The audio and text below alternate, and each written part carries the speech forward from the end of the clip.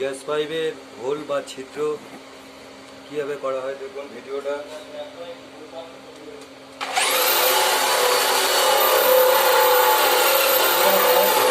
Gas পাইপের ছিদ্র করা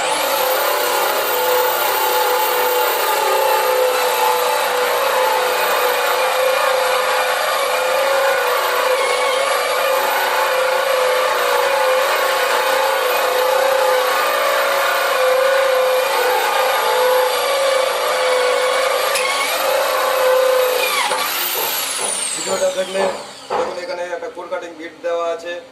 এটা দেখলেন সুরক্ষা ইলেকট্রিক অ্যান্ড মেশিন সান্তারাস সচিন কুমার নস্কর চ্যানেল। দেখুন কোর কাটিং বিট, এটা গ্যাস পাইপের ছিদ্র করার জন্য। এখানে যে গ্যাস টেবিলটা আছে এটা ডবল প্লেট আছে, ডবল প্লেট থাকার জন্য, এবং তলায় মশলা থাকে। এবং দেখুন এই কোর কাটিং বিট দিয়ে আমরা গ্যাস পাইপের ছিদ্র করলাম। এইরকম ধরনের কারোর যদি গ্যাস পাইপের ছিদ্র করা না থাকে তাহলে আমাদের সঙ্গে যোগাযোগ করতে পারেন। আমাদের মোবাইল নাম্বার 8016701006, আর একটা নাম্বার 9564054656।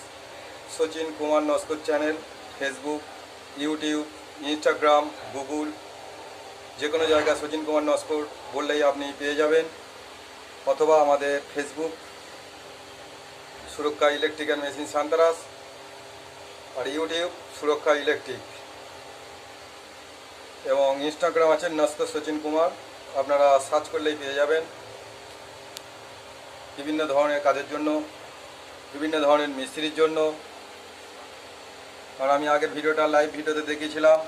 দেখুন আমরা যে কিচেন রুমে এই ছোট এক্সজস্ট ব্যবহার করি, এবং এই এক্সজস্টগুলো যখন যে ওয়ালে ব্যবহার করা হয় সেই ওয়ালে পুরোটাই টাইলস ব্যবহার করা উচিত।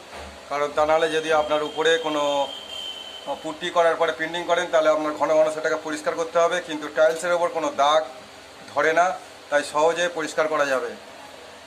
তাই জন্য যে ওয়ালে এক্সজস্ট ফ্যান ব্যবহার করা হবে সেই ওয়ালটায় পুরোটাই পুট্টি, সেখানে উপরের পুট্টি না করাটাই ভালো। টোটাল ওয়ালটাই হচ্ছে সেই সামনে ফ্রন্ট সম্পূর্ণভাবে আপনার টাইলস ব্যবহার করা দরকার। তাহলে আপনি সমস্যা থেকে অনেকটা সমাধান পাবেন এবং সঙ্গে সঙ্গে মুছলে পরিষ্কার হয়ে করতে সুবিধা হবে। আমরা বেশিরভাগ ক্ষেত্রে এখন দেখতে পাচ্ছি যে চিমনি ব্যবহার করি, কিন্তু চিমনি ব্যবহার করলে চিমনিতে তেল কালিগুলো এগুলো স্টোর করে এবং তেল কালিকে আউট করে, ধোঁয়াগুলোকে আউট করে। কিন্তু যেখানে চিমনি আমরা ব্যবহার করি না কেন, আমরা কিছু কিছু জায়গা দেখতে পাচ্ছি যে চিমনি ছোট ছোট যে কিচেন রুমগুলো আছে সেখানে যিনি রান্না করেন তার অনেক অসুবিধা।